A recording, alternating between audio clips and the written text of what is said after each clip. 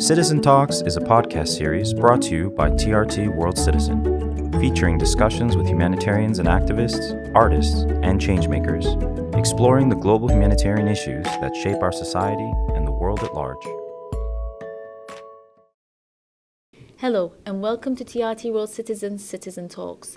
My name is Hatice Keskin, and today we are honored to host an exceptional guest with us whose inspiring journey has left an indelible mark on Mogotio, Kenya, and beyond. She is a trailblazer in the world of technology and education, committed to empowering communities by bridging the digital gap.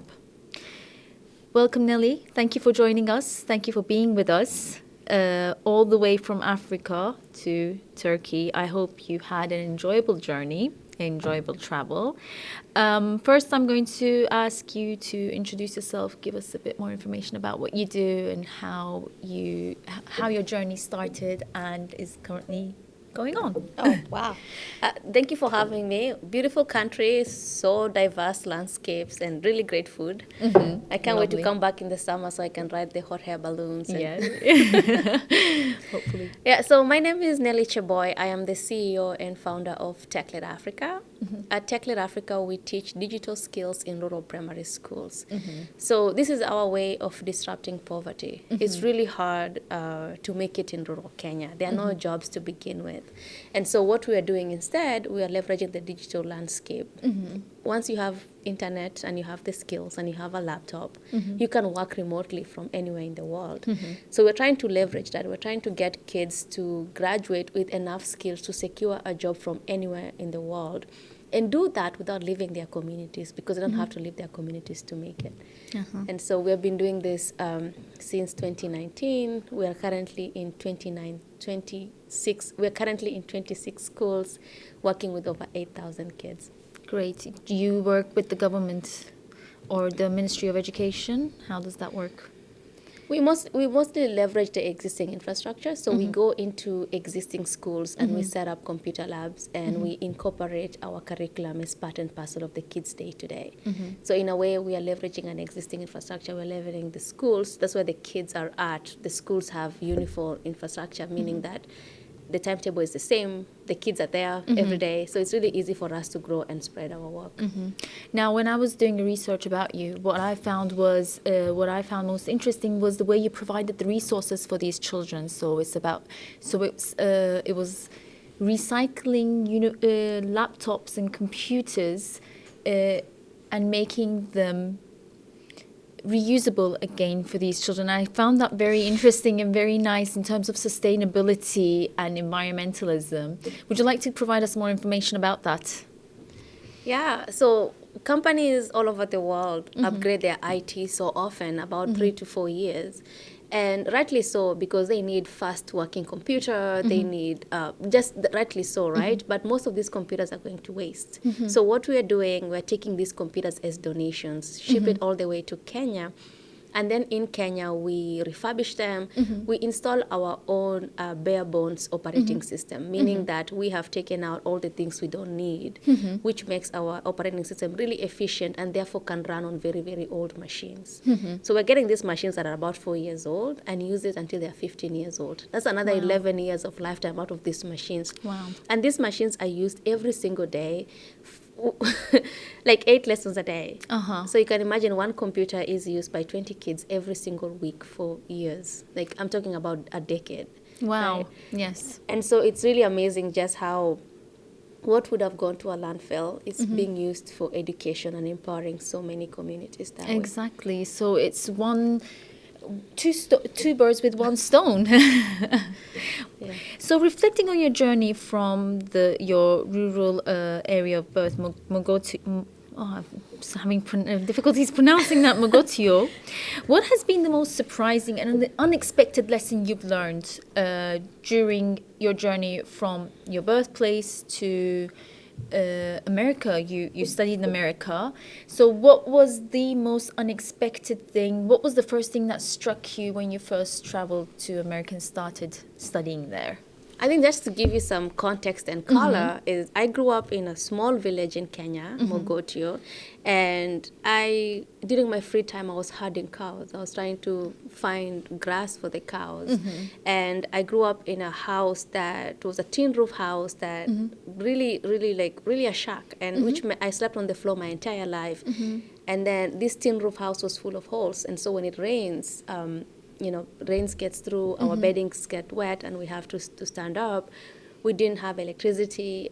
We couldn't afford kerosene, so around 7 p.m. it's all dark. And so it was a really depressing childhood, and I spent most of my time alone. And I really had so many questions about my world. I did not have internet. I did not have TV. The only window to the world that I have were books that we couldn't even afford. So any book I found, maybe from my older sisters, even like high school level books, I'll put it in my backpack and try to read, try to answer the questions. Like, do kids all over the world have to worry about raising their younger sister?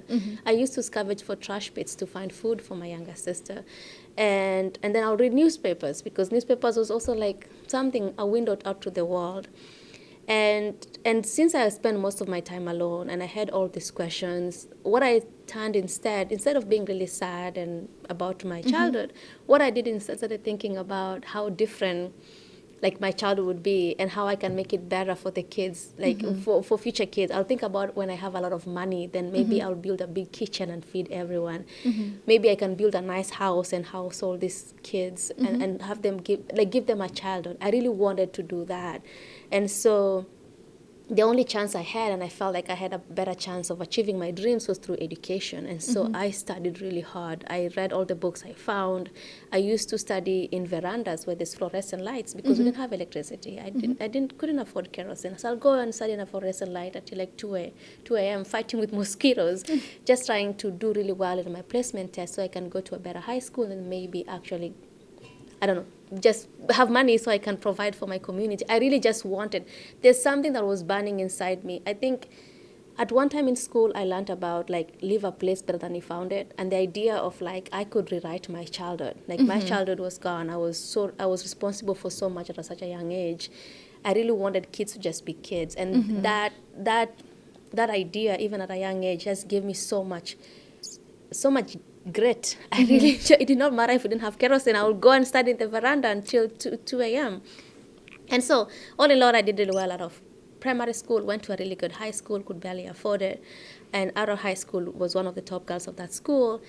And even after that, I did not have any prospect of higher learning. Like, I would just go back and probably sell vegetables by the roadside. And so in the small village, I started telling everyone my story. I'll be like, mimi ni Nelly. So in Swahili, my name is Nelly. Nimepata A, I got an A. Mimi ni Nelly, nimepata A. Mimi ni Nelly, nimepata A. My name is Nelly, I got an A. I told everyone until someone heard about my story and introduced me to a program called Zawadi Africa that helps young girls apply to scholarships in the U.S. I joined that program for 1 year. I'm learning a completely different thing now. I'm trying to learn about American education system, learning about ACTs. And after 1 year, I was able to get a scholarship to go to America. And so when I got to America, then I actually saw it. I saw that not every kid has to worry about raising a younger sister. Not every kid, like kids, just by growing up there, you have so much more opportunities. And immediately, my dream and my idea of rewriting my childhood had more color now. Now I had ideas on what to do. So even before you went to the US, you were in complete realization that this is not the life of a child. A child should not have this much responsibility. A child should not be searching for food for her younger sister. And when you move to America, you realize that, no, children do have, around the world, children do have other opportunities. And I should be able to assist my community in making sure that these children have these opportunities as well. I mean, it's a wonderful story.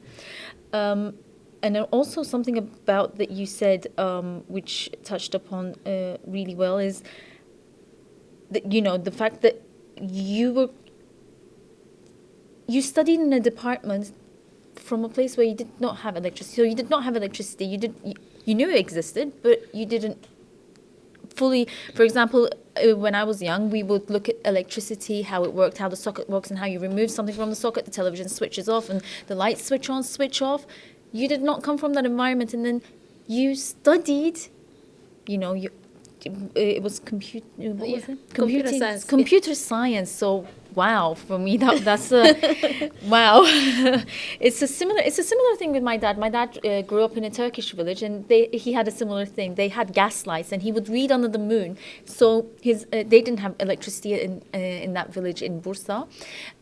So he would read under the moonlight, and that's why his eyes were quite thin.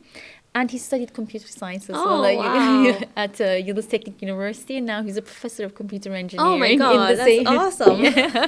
So it's a very similar thing. But he realized that he started. He knew that he would have the opportunity to study because just outside in Bursa, you had electricity, so it wouldn't be a problem for him. So your story is a very unique story in my sense. When I was doing a research about you, I was really intrigued. So what advice would you give to young individuals who want to make a significant impact in their communities, despite all the odds and all the negativity? I think I'll give you context just for my story. I'll give advice in that context. Definitely. So when I got to America, I was a student and I could work doing a work-study program. Mm-hmm. And so I was only making $8 an hour. I could only work 20 hours a week. But even with that little money, with 1 year, I was able to save enough money and move my family out of that shack, move them to a nice 2-bedroom apartment with water, with even latrine on site, with electricity. And we even had TV for the first time. And once my family was good, I continued with that income and built a school. So I was only a junior in college. I started building a school. My idea for the school was really big, but I was only a student. I could only have so little money. And so instead I put a swing set because I was like, okay, a kid can be a kid. At least I'll have a swing set and get to play. Right now, that school is a 4-storied community center. The kids in that school are having pen pals in America. They're having Zoom calls with NASA. They know how to build websites. They know how to code. They recently took a flight and sat on the cockpit and talked to a pilot. They're interacting with people from all over the world, even in their little village. So they really have that. And that idea, the love story so this school is like a love story to my childhood. These kids have the things I wanted growing up. And for me, I cannot believe that I was able to do that just a generation later, that these kids have a different childhood from the one I had. And it all started really simple, right? I took what I had and I started. I had really money as a student, so I built a swing set. And now we have a really big community center. And because I started, it was easy for me to keep going.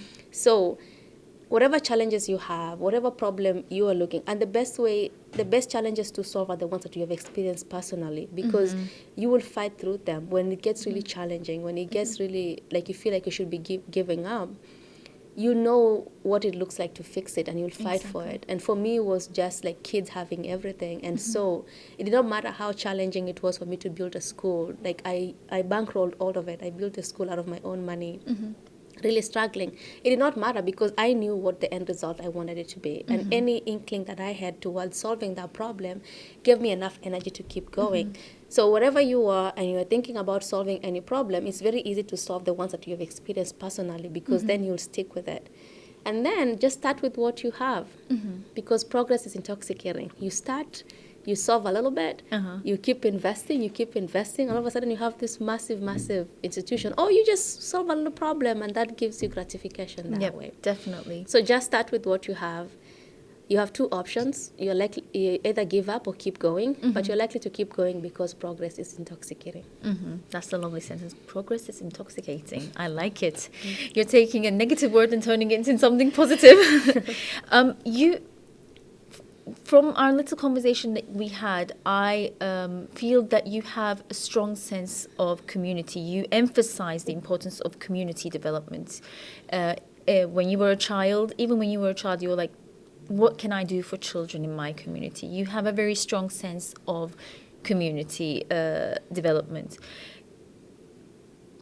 you have shared with us some of the ideas and initiatives that have helped you leverage the opportunities for children in your school. Do you have any other initiatives or ideas that would broaden your community growth? I think for me, the biggest disconnect that I had growing up was in school. I was told that if you work hard, things work out for you. And then I'm looking at my dear mom, and she's waking up at 5 a.m. She's trying to provide for us, but we were still living in poverty. And so for me, I've really cared about sustainability. I've really cared about if I'm fixing poverty, I'm fixing it for good. And so when I look at my community, sometimes I look at, so I have a few projects. I have the school, which is just like a little love story to my childhood. And then I have TechLit Africa. So TechLit Africa is the really like my main thing where I go into other communities. Like right now we're in 26 other communities. And in those communities we're setting up digital classes. The kids are learning every single day, and we're working with over 8,000 kids. I also have some kind of like women empowerment program, because I also learned that some of the women in our communities are living in domestic like abuse relationships. They have never really been to school. So the idea of getting someone who doesn't even know how to read and write to a point where they can make money online is such an uphill task. Wow. So instead what we do is that we train them on hairdressing skills, right? And Wow. so they're learning. They spend 3 months, they come and learn how to hairdress, and then from that they're able to start their own businesses, right, and provide. So it's a very marketable skill. That's what they're able to provide for their family. Wow. I didn't know this part. Thank you, Shrek, for sharing that with us. So, as someone who's experienced both US and Kenyan education system, what cultural differences have you found most influential in shaping your perspective on education and community development? I think most of the education in Kenya is really under-resourced. So because I look at the teachers in Kenya and they're doing all they can. You'll see a video of a computer science teacher who draws the whole like Microsoft Word interface on the blackboard for the kids to copy. Because if that person had a computer, then they'll just teach a computer that way. You'll see like a lot of theories when it comes to physics, because they don't have the resources to do those classes. So when I look at the landscape, like the education landscape between, like, let's say the US and Kenya, all I see is just the lack of resources. That if the teachers in Kenya had these resources, they could be able to do that. And we're seeing the same thing with the computer classes. When we bring our computers there, those kids right in the rural areas are able to build websites. They're able to code in Python. They're able to do robotics. So there's nothing really special about the education system in either places. I think it's really a lack of resources. And most schools in rural Kenya are really under-resourced. When you think of a classroom in rural Kenya, you can imagine just a wall, like a brick wall, and desks, and just a blackboard, and one textbook where a teacher copies from the textbook to the blackboard, and the kids copy from the blackboard to the textbook, to the exercise book, for them to study and memorize so that they can pass a test. And that's really the old education system. But then if you think of maybe the education system in the US, it's a lot of more practical. Like there's like, they go to a computer lab maybe they go and do a physics class, maybe they go to the field and do PE and do all these different things. And I think that if Kenya had those resources, then maybe the education would just be as colorful. Do you have a specific role model or an individual who has inspired your philanthropic efforts, or a story that you read that affected you? There's this time when I was in third grade, and I used to really love reading the newspaper. And then one day I saw in the newspaper a starving boy, really starving, and they were talking about the issue of hunger in northern Kenya. And I took that newspaper and I went to my mom. Like, it was just mostly me and my mom during my childhood. And for me, my mom knew everything. So I went to her and I asked her, "Hey, Mom, is everything on the newspaper true?" And she didn't know what I was asking. She was like, "Yeah, I get it's true. Like, everything in the newspaper is true." And that story just broke me. Because before then, I used to think about, like, if there's a problem in the world, then people are working on it. I did not understand how. I really used, my view of the world was always like, people are working on it. It cannot be that bad, right? People are working on this, right? Yeah. It cannot. So you can imagine, like, it's a very nice, naive way to think about the world. Like, it's a Exactly. really like very comforting. Like, Yes. oh, there's war. Oh, people are working on that. People are Yes. fixing war. It's horrible. People are fixing it. And then I did not understand how a starving boy can get on the cover of the newspaper. How does people let it get that bad? And that story really, really broke me. I remember it just like, I did not even eat for days because I wanted to feel how that boy felt. I just really, and I think that, I don't remember exactly what happened, but I think what made me snap out of it was thinking how I could fix that, like how I could. And that, all of a sudden, I was less depressed about it, and I was able to actually think about fixing that. And I think for me, I think most of my, like, my empathy, I think I lead with empathy. Like, I think I imagine myself in those situations.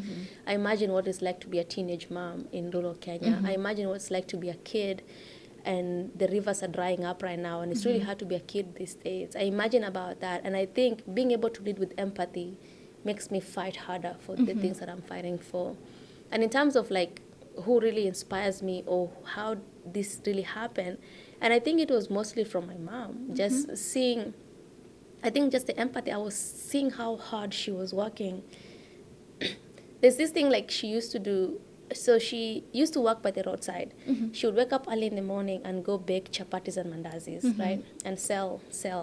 And often, like, she'd probably make a dollar a day. That is like a good day, like a dollar profit. Some days she would be at a loss. Sometimes she would go all the way to Uganda to buy some goods and come trade on the Kenyan side. Then she got arrested doing that. Then she would go all the way to northern Kenya to buy goods. So I was seeing how hardworking she was. And sometimes she'll come home very late, like almost at midnight, really exhausted.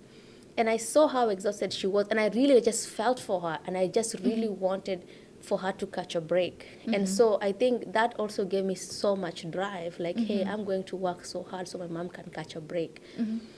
And sometimes when she comes home early, she'll tell me stories about people in the community who we look like they have made it, and she'll tell me stories about how they grew up in poverty themselves. There was this guy who was on a wheelchair, and I used to ask her all the time, like, tell me the story of Pastor Koske. And then she would tell me about how Pastor Koske was on a wheelchair. It was really, really hard to be in rural Kenya on a wheelchair in poverty, and she would describe all that. And right at this time, when I was listening to this story, Pastor Koske was doing so well. And so when she tells me these stories, it makes me feel like, oh, it's possible to make it out of all this. And so I think a lot of interactions with my mom growing up, even though we were living in poverty, there was so much empathy, and there was so much grit, believing that we can actually change our story. So, now I'm going to move on to your initiatives again and the project, TechLit Africa project. Can you share with us some of the, a specific story or a transformation or an impact from a student or a community that deeply resonates with you? So I am a software engineer by training, and I first used a computer really when I got to the States. And I remember when I got to the States, I went to buy a laptop, and I had no idea what to look for in buying a laptop. So I just was like, oh, that Sony white one looks nice. Let me buy that.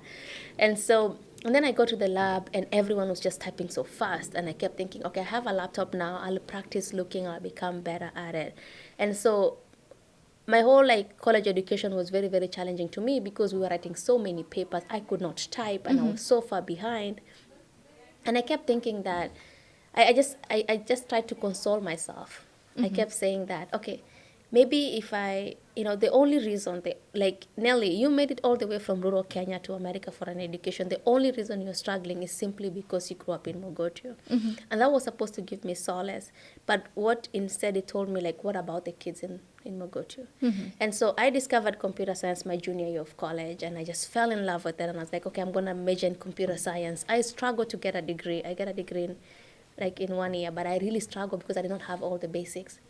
I could not get a job at all. Like, I'm able to go to an interview. I can solve the code, the piece of function on a piece of paper. But when it comes to typing, I couldn't type fast enough. And so I never really got a job as a software engineer. I had to spend another 6 months of training on touch typing before I could get a job.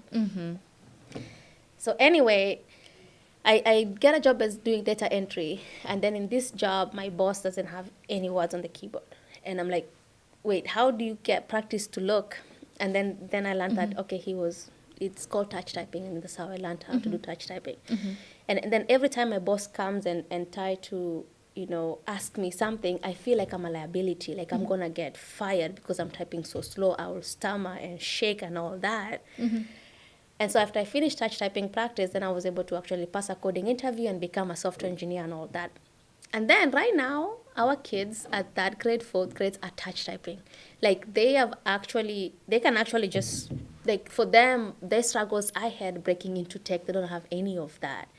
They all can touch type. We've been spending so much time in touch typing.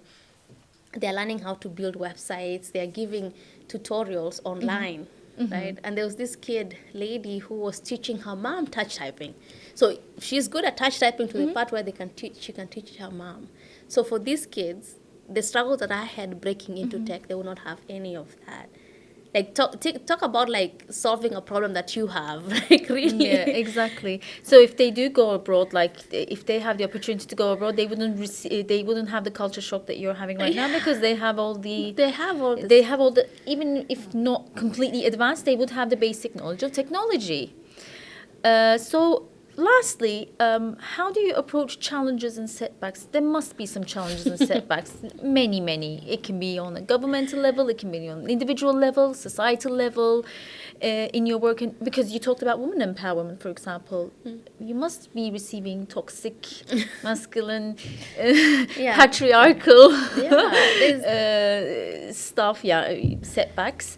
What keeps you motivated during these times, or how do you approach these challenges? How do you motivate women to start or to have a talent? Because it's very difficult to get a woman who is a victim of domestic violence to separate from their partner and receive training and start making it. It is difficult. Like it can be easy for some, but for many, it's a very difficult process. So how do you convince them? How do you overcome these challenges? So I have to say that starting your own thing, like doing this kind of work, is extremely challenging. Like there's no way. I think other entrepreneurs listening to this will probably resonate. It's like it's extremely hard to describe how challenging it is. It's like you can think about like sitting in the bathtub like a cob, like really depressed, and you just don't want to do it anymore. And then somehow you find the energy to wake up the next day and go get punched in the stomach again and again and again and again.